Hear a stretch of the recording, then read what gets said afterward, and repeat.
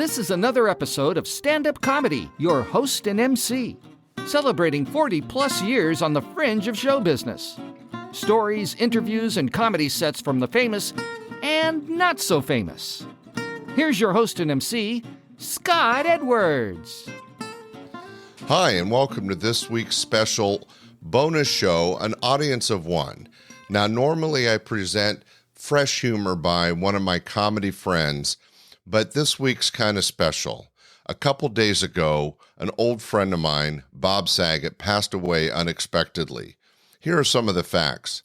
Bob was on a national tour and performing in Florida, and on Sunday, January 9th, at the age of 65, passed away.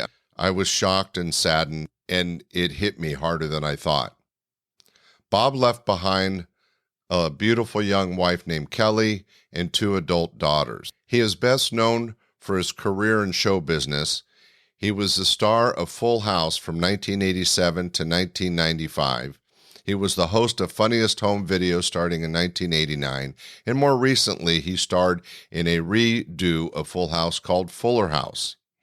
But a lot of people don't know that back in the very early 80s, he was the warm-up guy for a TV show called Bosom Buddies, the star of which was Tom Hanks. And a blessing to me, Bob brought Tom up to my club to work on a comedy set, and I got to train Tom Hanks on how to perform stand-up comedy, and Bob wrote material for him. The set that he worked on ended up on the Bosom Buddies show a couple weeks later. But that's a side story. What I wanted to share with you today is what Bob brought to me in my career in comedy. I consider him a great friend, but I have to be honest, we haven't been in the same room together for over 30 years. My friendship with Bob Saget started when Dave Coulier, a young comic that I met at the Comedy Store in Westwood, introduced me to Bob back in mid-1980. In August of 1980, I opened my first comedy club, and I was guided by the friendship and knowledge of Dave Coulier, Bob Saget, Gary Shandling, and George Wallace. All these young comics shared their opinion on what made a good comedy club and helped make me the success I am today. I'll always be appreciative for that. But for this special tribute podcast, I wanted to share what made Bob unique. For me, it was my first introduction to the strange world of stand-up comedy. One of my great stories I like to share was it was late 1980, and it was after a show, and Bob Saget, Dave Coulier, and I were sitting at a table, a small cocktail table, having drinks after the show, and Bob and Dave were just cracking each other up and giggling, and I felt like such a third wheel. I finally said, hey, what is so damn funny? And Dave pulls up this piece of paper that was folded up, and inside was some table lint from under the table, and Bob had written on the note, "Dave, here's some of my pubic hair. It's special for you." I mean, it was just such a thing that comics do, that when you live in the world of comedy, it's the stuff that's over and above that makes you laugh. And that was just a great early example of his sense of humor, the great friendship he had with Dave Coulier, and how unique and different the people in this industry are. Anyway, with their help, I was able to open my club in the Delta Queen restaurant in a small banquet room. I was trying to get the club known at the time, and I invited in a local TV news channel to do a special segment on my new club. And luckily for all of us, Bob was there. Here's the audio from that Channel 3 TV news short. You know, as we mentioned last night, there's a club in Old Sacramento, Laughs Unlimited, and it features up-and-coming comedians. The headliner this week is Bob Saget, and Michael Connolly spoke with Bob and caught his act. So I bombed for like a year straight in the beginning, and bombing is the only thing that teaches you how to do well. And I bombed at 2 clubs because Philly audiences are terrible. me, and rightfully so, because I was real bad. Let's have a big round of applause, Mr. Bob Saget!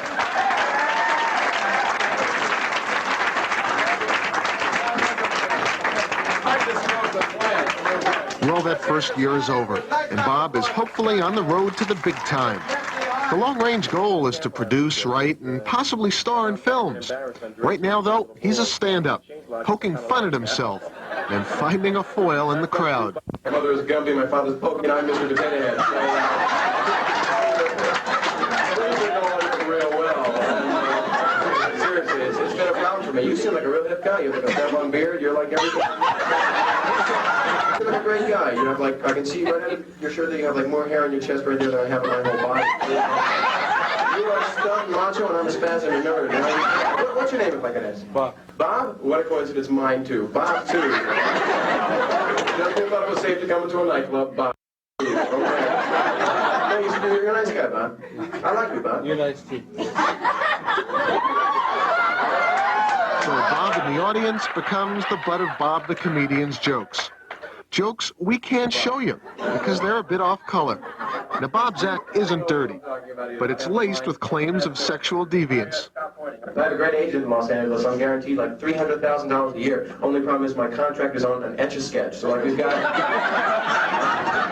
few problems to work out. He's a great guy though. I called him up the other day. I said, can I come over? We can talk about my career. He said, Bob, I'm tied up right now. I said, oh, I'll be right there. After 7 nights a week, you really become, it's a script in some ways. And my act is a lot of ad-libbing, and yet it all pulls together every night. So sometimes, even though you're not thinking of what you're saying, it comes out miraculously. But Bob continually plays the crowd, ad-libbing, getting the folks to laugh with him or at him. You look real good under the lights, don't you? No. I'm laughing alone. Again. I'm not saying again alone. Okay. That's switch. Well, I just made myself laugh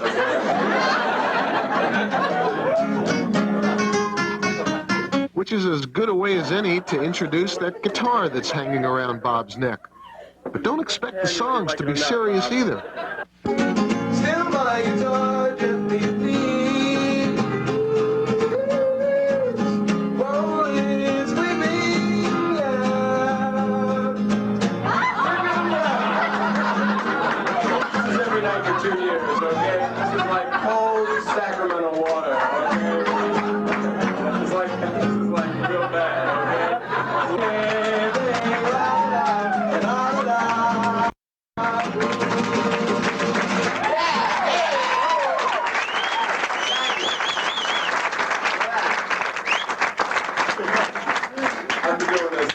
For Weeknight, I'm Michael Cronley. Oh, it's nothing. The whole guitar is laminated in plastic.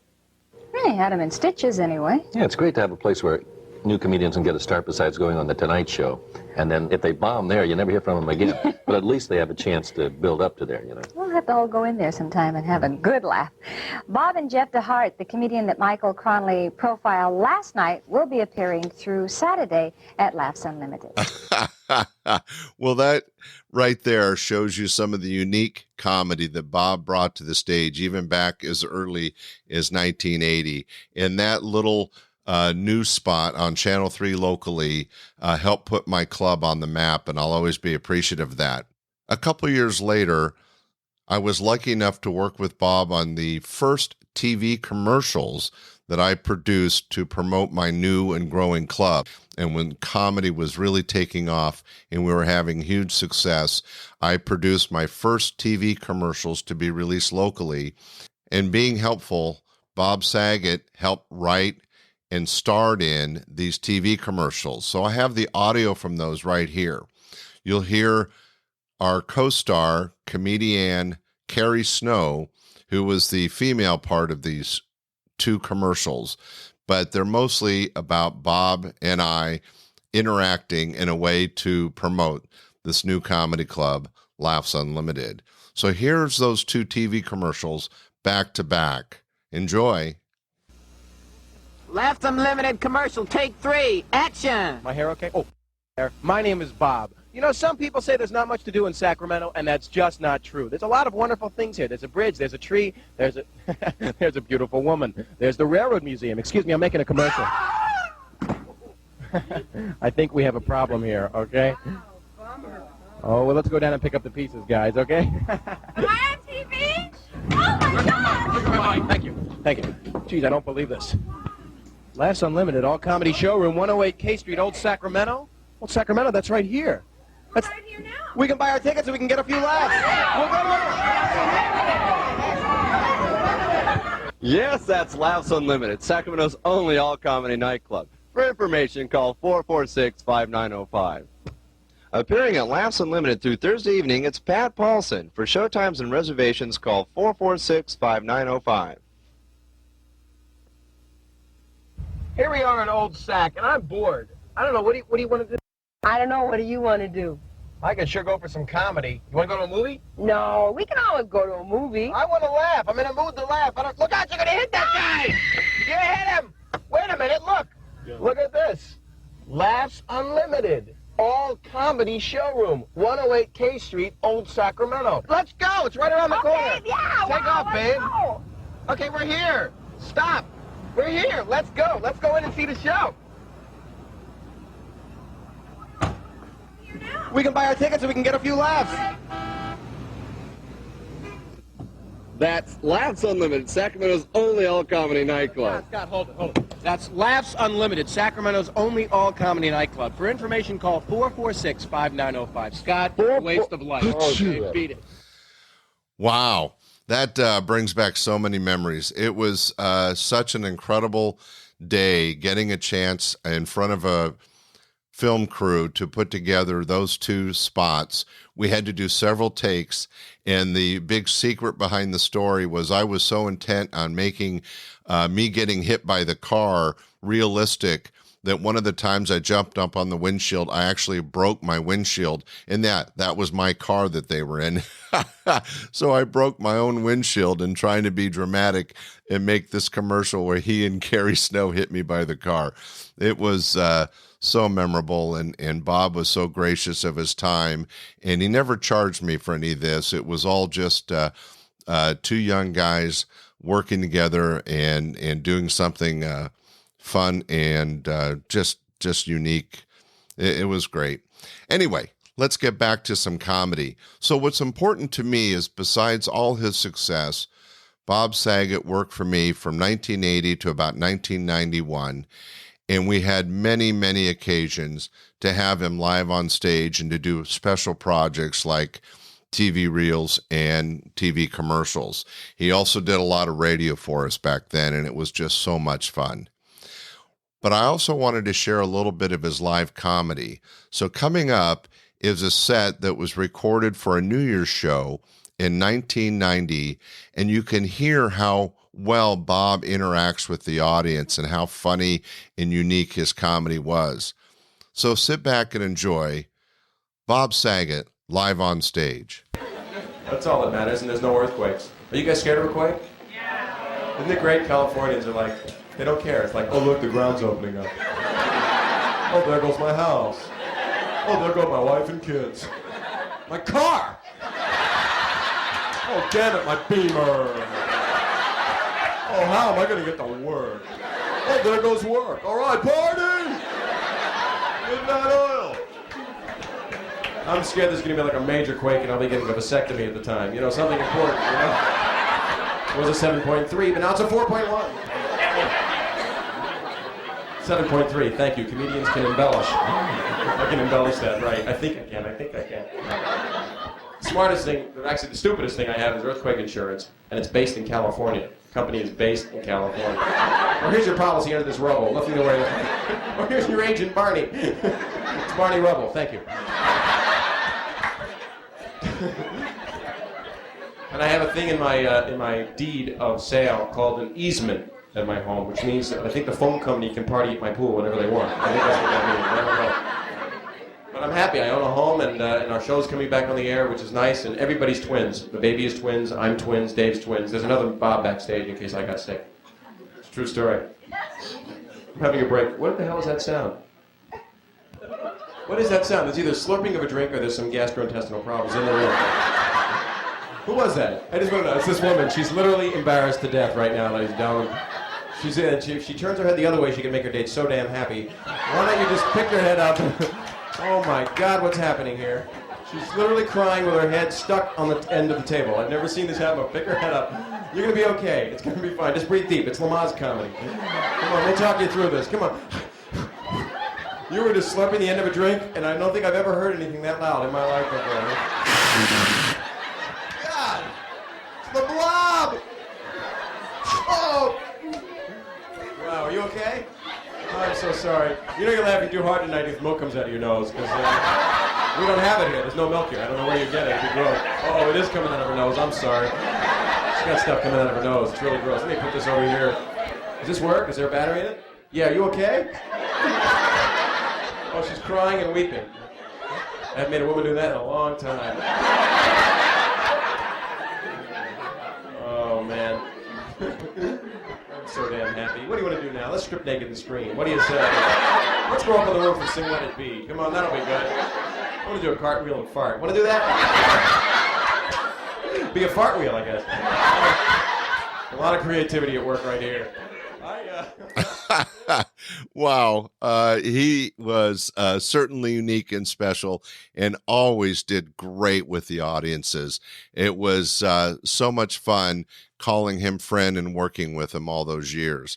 But one thing that a lot of people don't know is that Bob is a good musician, and back in those days, he had a lot of music in his act. So I wanted to give you a little taste of that.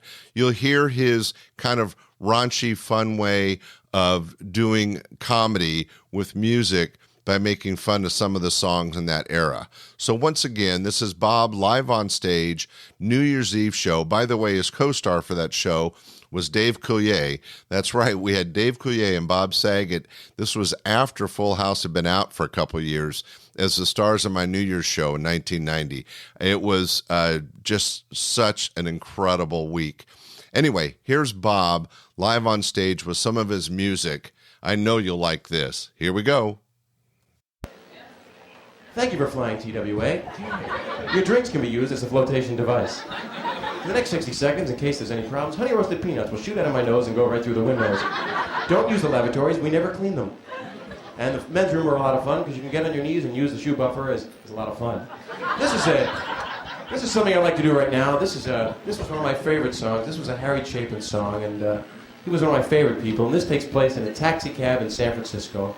And just think about that. It's a taxi cab in San Francisco. And here we go. It was raining hard in Frisco. I needed one more fare to make my night. A lady up ahead waved the flag back down. She got in at the light. I said, where you going to, my lady blue? It's a shame you ruined your gown in the rain. She just looked out the window and she said, 16 Parkside Lane.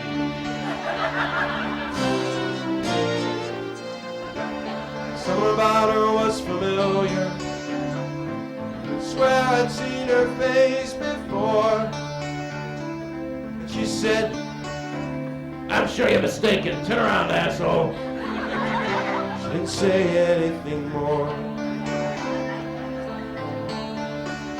After a while, she looked in the mirror.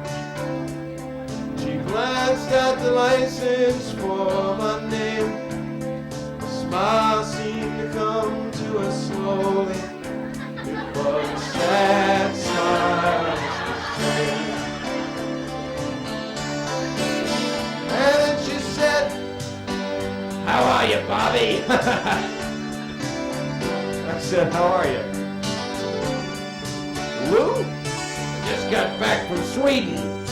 Had an operation. Guess they should have changed my voice too. Now my name is Sue.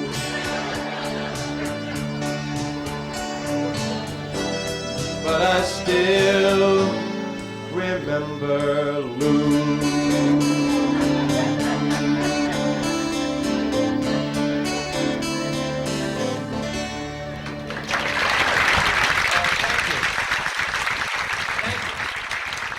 Classic song, it's kind of gross, but I don't want to offend anybody. I won't do it if I offend anyone.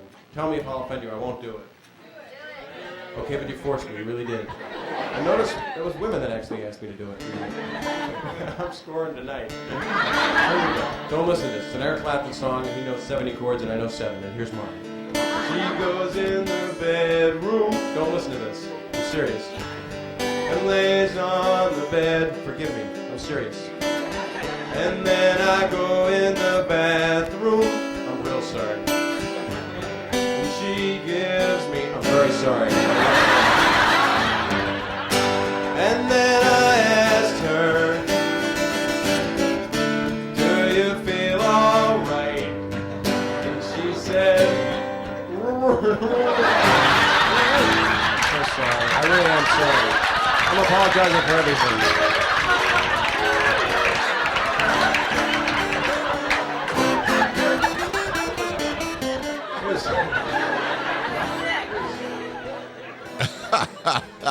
Wow, he is so funny, and he was such a good musician, and it was just such a thrill to be able to work with him. I know you enjoyed that.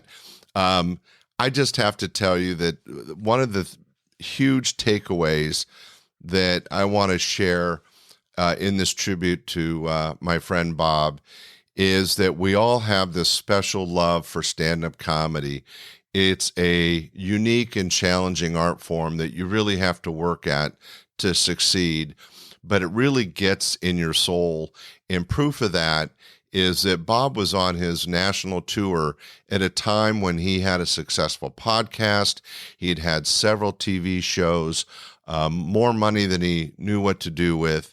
And just like Jay Leno and Jerry Seinfeld, he went back out on the road to do live stand-up comedy because that's really where you connect with the audiences and share this art form stand-up that we all love. Bob's certainly going to be missed, and again, it was just shocking to have him pass so suddenly. I actually expected to be able to work with him again. I want to end this by saying that I was very blessed to have a strong foundation in the art form of stand-up comedy as a producer because of people like Bob Saget and Dave Coulier and many others.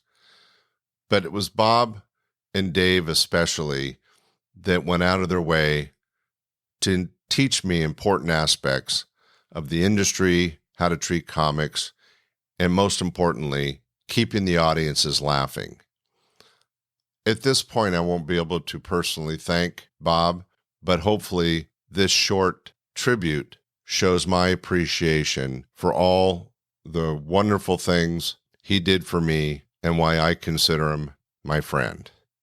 Thank you, ladies and gentlemen. This Sunday, another new episode of Stand-Up Comedy, your host and MC. We hope you enjoyed this episode of Stand-Up Comedy, your host and MC. For information on the show, merchandise, and our sponsors, or to send comments to Scott, visit our website at www.standupyourhostandmc.com. Look for more episodes soon and enjoy the world of stand-up comedy. Visit a comedy showroom near you.